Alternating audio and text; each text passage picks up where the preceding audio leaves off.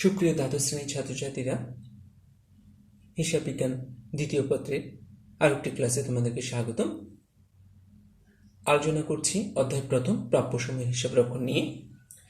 এই পর্যায়ে গত ক্লাসে বলেছিলাম যে তোমাদেরকে গাণিতিক সমস্যাগুলো, সূত্রগুলো নিয়ে আলোচনা করেছিলাম। বলেছিলাম এই নেক্সট ক্লাসে, মানে আজকের ক্লাসটিতে তোমাদেরকে একটি অঙ্ক নিয়ে ব্যাপকভাবে তোমাদের সাথে আলোচনায় যাব। সেই ধারাবাহিকতায় আজকে শুরু করছি। তোমরা সবাই তোমাদের যার যার যেরকম রেফারেন্স বইগুলো আছে বা হাতে যদি বোর্ডের প্রশ্ন থাকে সেখান থেকে তোমরা বিএম 2019 সালের অঙ্কটি বের করো। আমি যদি প্রশ্ন লিখতে যাই তাহলে বিষয়টা একঘেয়ে হয়ে যাবে তোমাদের জন্য এবং প্রচুর সময় সাপেক্ষ বিষয়। যেহেতু এই অঙ্কটি সব বইয়ে আছে, সব ধরনের রেফারেন্স বইতেই আছে, আর বা যারা প্রশ্ন কালেকশন করেছো বোর্ডের সে তাদের মধ্যে হয়তো বা এটি থাকতে পারে। আমি এই জন্য এই 2019 সালের প্রশ্নটি নিয়ে আলোচনায় যাচ্ছি। বোর্ড প্রশ্ন,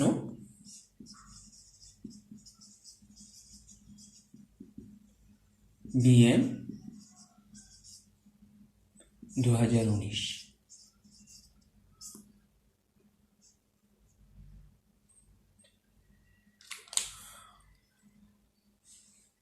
শুরু করছি আজকে আলোচনা।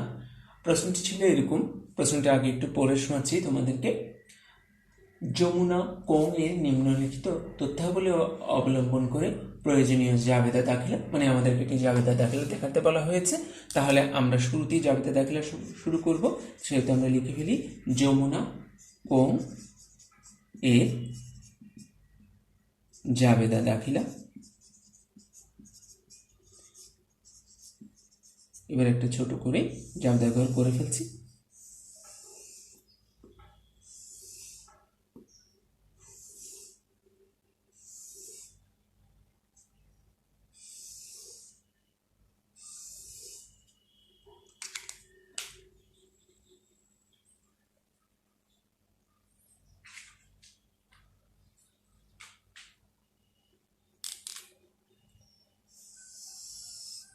তারিখ, বিবরণ, খতিয়ান পৃষ্ঠা, ডেবিট টাকা, ক্রেডিট টাকা,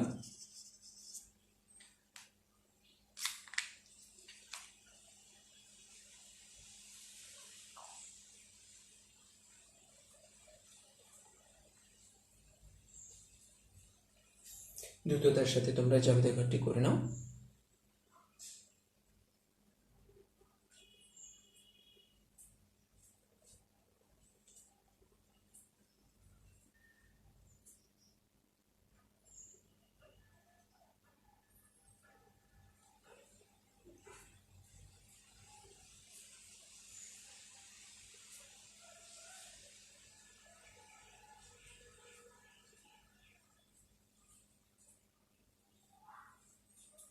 আশা করি তোমাদের জাবেদা ঘরটি হয়েছে। এ পর্যায়ে আমি অঙ্ক শুরু করছি। এখানে বলা হয়েছে প্রথম লাইন, 2017 সালে 1 জানুয়ারি তারিখে অনাদায়ী পাওনা সঞ্চিত পরিমাণ ছিল 2500 টাকা। 31 ডিসেম্বর তারিখে অনাদায়ী পাওনা বাবদ হিসাবভুক্ত হয়েছে 2000 টাকা। এখান থেকে আমাদের জাবেদাটি শুরু হবে। জাবেদাটি হবে এরকম, 2017 তারিখের জায়গায় ডিসেম্বর 31। এখানে প্রত্যেকটি জাবেদার তারিখ হবে কিন্তু ডিসেম্বর 31, এটা মনে রাখতে হবে। প্রথম লাইনটির জন্য আমরা যেহেতু অনাদায়ী পাওনা হিসাবভুক্ত করব, অনাদায়ী পাওনা সঞ্চিত হিসাব, পাওনা সঞ্চিত হিসাব,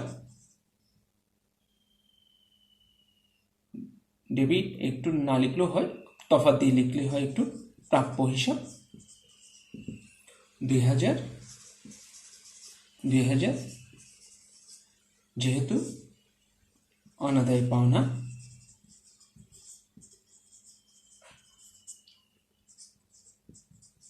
হিসাব ভুক্ত করা হলো।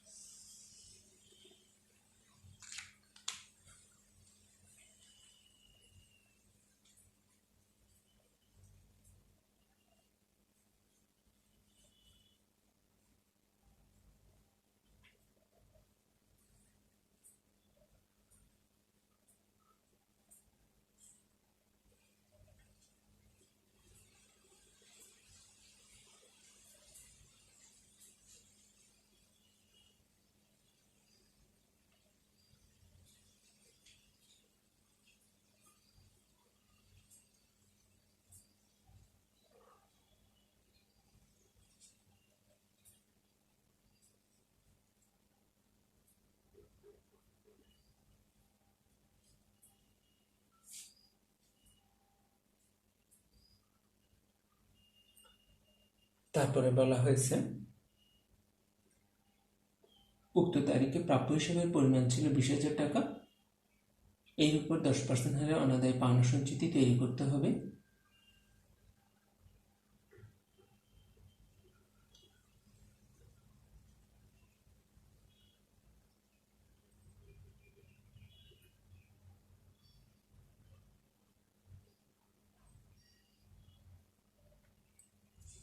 আচ্ছা, এখানে একটি ছোট ক্যালকুলেশন রয়ে গেল। আগে প্রথম জাবেদা দাখিলাটা লিখে ফেলুন, তারপর আমি এগুলো ক্যালকুলেশনগুলো দেখাবো। এই ব্যাখ্যা প্রত্যেক বছর যত বছর দিয়ে ফেলতে বলবে তত বছরই একই ধরনের ব্যাখ্যা আসবে। আমি ব্যাখ্যা প্রথমবার লিখে দিচ্ছি, পরের সালগুলো থেকে আর ব্যাখ্যা লিখবো না, তোমরা লিখে নিতে পারবে। অনাদায় পাওনা হিসাব ডেবিট আর অনাদায়ী পাওনা সঞ্চিত হিসাব ক্রেডিট 1500 টাকা। এই 1500 টাকা কীভাবে আসলো আমি তোমাদেরকে পরে দেখাচ্ছি, তোমরা আগে এই পর্যন্ত তুলে নাও। যেহেতু নতুন অনাদায়ী পাওনা সঞ্চিতি সৃষ্টি করা হলো,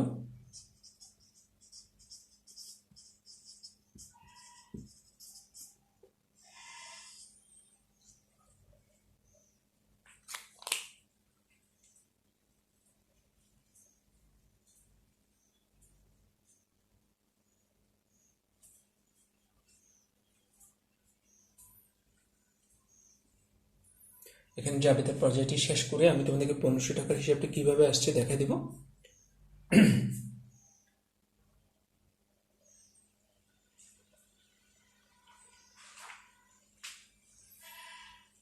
আরেকটি জাবেদা এখানে বাকি আছে, আমি উপরে মুছে দিয়ে তোমাদেরকে দেখাচ্ছি।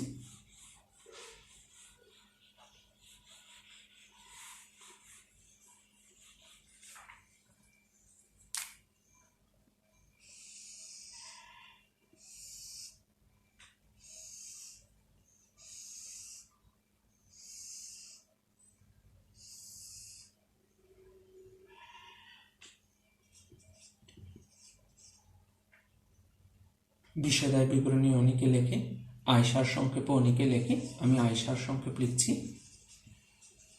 এটা আরও একটা নাম তোমার বিষয়দায় বিবরণী। যেহেতু বিষয়দায় বিবরণীটাকে ট্রান্সফার করে দিতে হবে বা স্থানান্তর করে দিতে হবে অনাদায়ী পাওনা হিসেবে। যেহেতু অনাদায়ী পাওনা খরচকে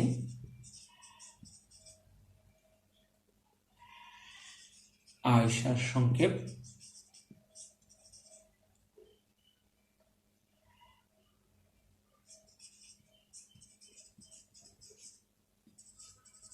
স্থানান্তর করা হলো।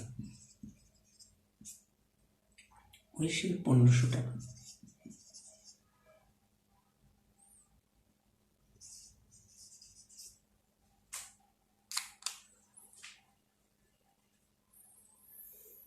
তোমরা দ্রুততার সাথে জাবেদাটি লিখে নাও, এরপরে আমি ক্যালকুলেশনটি দেখাচ্ছি 1500 টাকার ক্যালকুলেশন।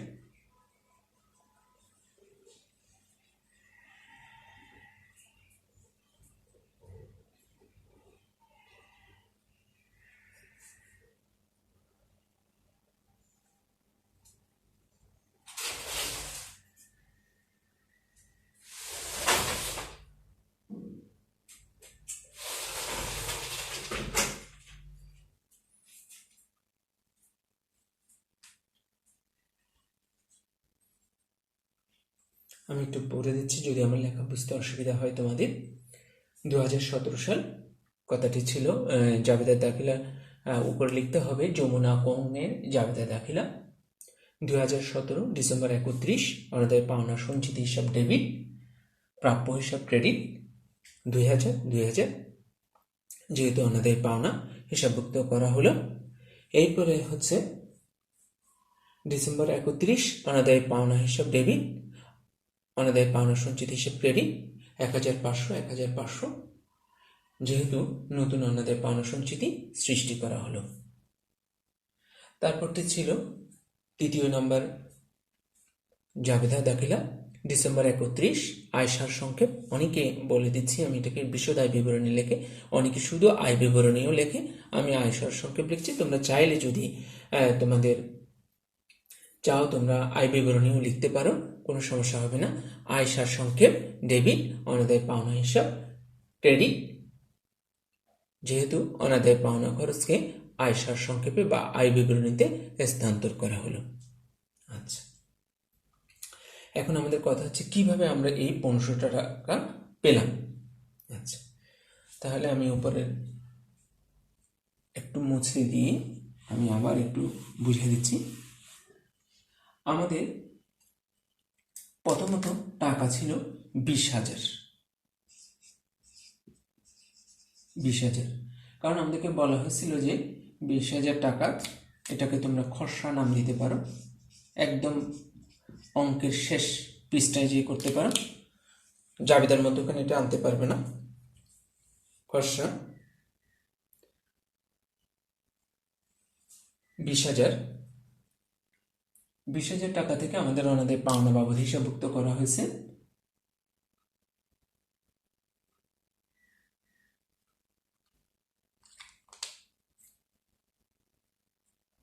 অনাদায় পাওনা হিসাবভুক্ত করা হয়েছে এখানে 2,000 টাকা।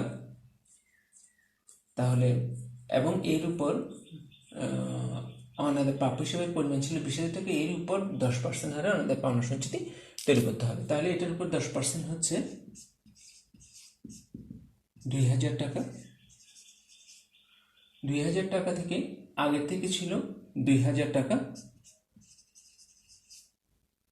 মোট হলো 4,000 টাকা। আর অনাদায় পুরাতন অনাদায় পাওনা সঞ্চিতি যেটাকে বলে সেটা ছিল আমাদের 2,500 টাকা, এ আসছে আমাদের 1,500 টাকা।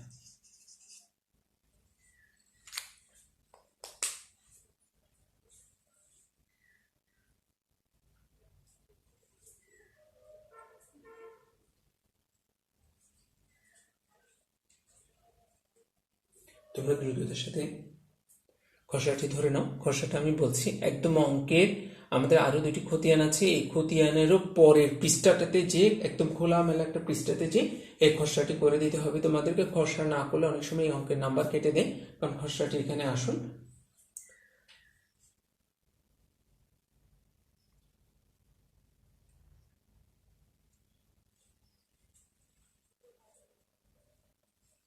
এটাকে একটু তারিখ দিয়ে লিখে নিতে পারো। এটা হচ্ছে 2017, যেহেতু আমাদের সাল দুইটা, 2017 সাল খসড়া 2017। এরপরে আসবে আমাদের 2018 সালের খসড়া।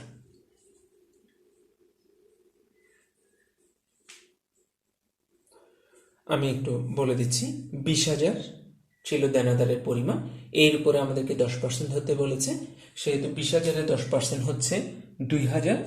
আগে ছিল আমাদের 2,000 টাকা নতুন অনাদায়ী পাওনা, 2,000 যোগ হলো 4,000। পুরাতন অনাদায় পাওনা সঞ্চিতি ছিল 2,500 টাকা, 4,000 থেকে 2,500 টাকা বাদ গেলে 1,500 টাকা আসে। 1,500 টাকা হিসাব হচ্ছে 1,500 টাকা।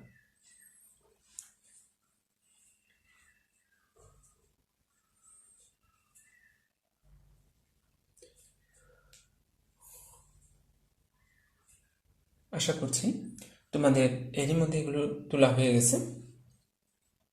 এবার আমরা অঙ্ক পড়ি।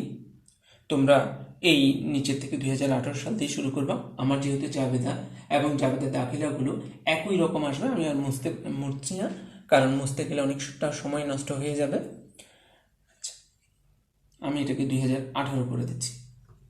তোমরা নতুনভাবে জাবেদা দাখিলাগুলো শুরু করতে পারো 2018।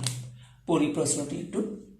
এখানে বলা হচ্ছে 2018 সালে 31 তারিখে অনাদায় পাওনা ছিল 1,200 টাকা হিসাবভুক্ত করা হয়েছে। তাহলে 2018 সালে আমাদের অনাদায় পাওনা সঞ্চিত হিসাব এবং প্রাপ্য হিসাবের মধ্যে আসবে 1,200 টাকা, 1,200।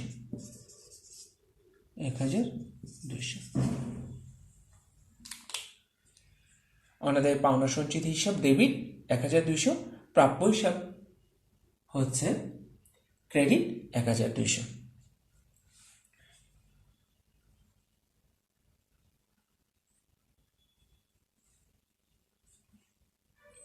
তারপরে হচ্ছে এবার আমাদের অনাদায় পাওনা হিসাবকে নতুন অনাদায় পাওনা সঞ্চিতি সৃষ্টি করা হলো। এটা 450 টাকা হবে। কিভাবে আসছে আমি খসড়ার মাধ্যমে আগের অঙ্কটার মধ্যে দেখাবো। 450 এখানেও চলে আসবে 450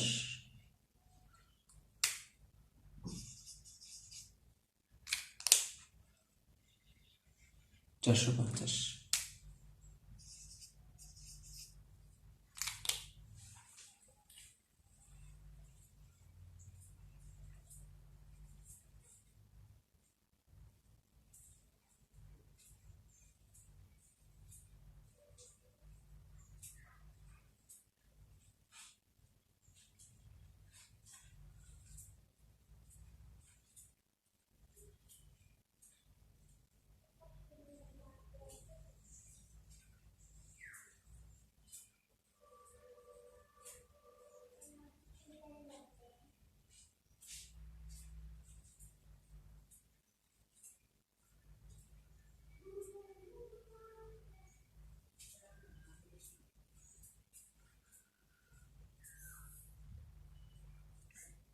ডিসেম্বর 31 অনাদায় পাওনা হিসাব। আবার একটু পড়ে দিচ্ছি তোমাদেরকে। 2018 ডিসেম্বর 31 অনাদায় পাওনা সঞ্চিতি হিসাব ডেবিট 1200, প্রাপ্য হিসাব ক্রেডিট 1200। ডিসেম্বর 31 অনাদায় পাওনা সঞ্চিতি হিসাব ডেবিট 450, অনাদায় পাওনা হিসাব ডেবিট 450, অনাদায় পাওনা সঞ্চিতি হিসাব ক্রেডিট 450। ডিসেম্বর 31 আয় সার সংক্ষেপ বা আয় বিবরণী বলতে পারো তোমরা, ডেবিট 450, অনাদায় পাওনা হিসাব ডেবিট 450। জাবেদাগুলো বারবার রিপিট হয়। তোমরা যদি অনেকের বুঝতে একটু সমস্যা হয়ে যায়, তোমরা চাইলে অঙ্কগুলো যদিও উচিত না তারপরও বলে দিচ্ছি, কিছু টেকনিক তো অবলম্বন করতেই হয় অঙ্ক শেখার জন্য। তোমরা চাইলে এই জাবেদাগুলো একটু মুখস্থ রাখতে পারো, কারণ বছর যত বছরই বলবে, এখন যদি 2000 আমাদেরকে 2 বছরের হিসাব বলছে, আমরা তাই 2 বছরের জাবেদা দাখিলা দেখাচ্ছি। এরপর যদি আমাদেরকে আরো 1 বছর বলে, মানে 2019 সাল বলতো, তাহলেও কিন্তু একই জাবেদা দাখিলাই আসতো, একই ব্যাখ্যা আসতো, শুধু ফিগারগুলো একটু বদলে যেত। আচ্ছা, এখন বলছি কিভাবে আমাদের এই 450 টাকা আমরা পেলাম। খসড়া তোমরা 2018 সাল দিয়ে লেখো। এখন খসড়া একদম বলে দিচ্ছি, অঙ্কের সবার শেষে এখানে আরো দুটি খতিয়ান আছে, খতিয়ানেরও শেষে এই খসড়াগুলো আমাদেরকে করে দেখাতে হবে। 2018 আমাদেরকে বলা ছিল, আমাদের দেনাদারের পরিমাণ ছিল 25,000। এটার উপর আমাদেরকে ধরতে বলা হয়েছে 5%, মানে 1250 টাকা। আচ্ছা, এর মধ্যে নতুনটা ছিল 1200 টাকা, টোটাল হলো 2450। পুরাতনটা ছিল আমাদের, আমরা আগের অঙ্কে দেখেছি, পুরাতনটা ছিল আমাদের 2000, আসছে আমাদের 450। আবার বলে দিচ্ছি, একটু বুঝে দিচ্ছি। 25,000 গুণ 5%, এটা 25,000-এর 5% ধরতে হবে আমাদেরকে। 1250 আগের এই বছরে আমাদের অনাদায় পাওনার পরিমাণ হচ্ছে 1200, টোটালটা যোগ করলে হচ্ছে 2450। এর থেকে পুরাতনটা বাদ দিলে হচ্ছে 2000 টাকা বাদ দিলে আমাদের থাকছে 450। এই হচ্ছে সেই 450-এর হিসাব, এই হলো সেই 450-এর হিসাব। তোমরা খুব দ্রুততার সাথে অঙ্কটি নোট ডাউন করে নাও, এই খসড়াটি।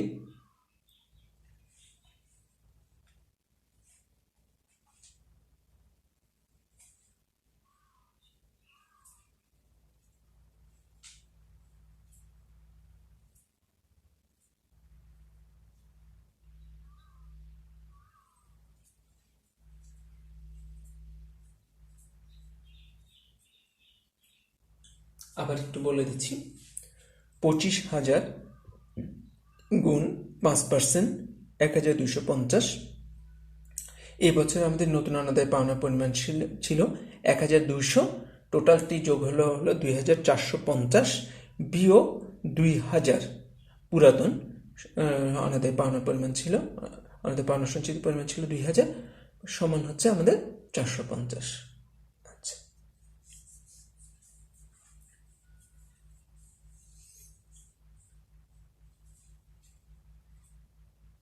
আজকে এই জাবেদাটি ভালো করে তোমরা বোঝার চেষ্টা করো বাসায়। আশা করি তোমাদের নোট ডাউন করে নিতে কোনো সমস্যা হয়নি। নেক্সট ক্লাসে আমরা এই জাবেদা দাখিলার সাহায্যে খতিয়ান করার চেষ্টা করব। তোমাদের জাবেদা সম্পর্কে যদি এই ধারণাটা সঠিক না থাকে তাহলে খতিয়ান করতে তোমাদের বারবার অসুবিধা হবে, তাই দোনোটা একদিনে করালাম না। আজকে জাবেদা ভালো করে বিস্তারিতভাবে তোমাদেরকে বুঝিয়ে দিলাম। একটা অঙ্ক এখানে ভালো করে বুঝলে হয়, প্রায় সব অঙ্কই একই ধাঁচের একই রকমের। তোমরা আজকে জাবেদাটি ভালো করে বোঝার চেষ্টা করো। এই দুইটি খসড়া খতিয়ানে শুধু পোস্টিং দিব আমরা, এখানে তেমন কোনো কঠিন কোনো বিষয় নেই। তোমরা এই জাবেদাটা বুঝতে পারলেই তোমাদের কিন্তু অঙ্ক অনেকটাই বোঝা হয়ে যাবে। ঠিক আছে, তাহলে আজকে এই পর্যন্তই থাকলো। আজকে ক্লাসে উপস্থিত থাকার জন্য তোমাদের সবাইকে ধন্যবাদ, অভিনন্দন। পরবর্তী ক্লাসের জন্য তোমাদেরকে অগ্রিম শুভেচ্ছা জানাচ্ছি। ভালো থাকবে, সুস্থ থাকবে।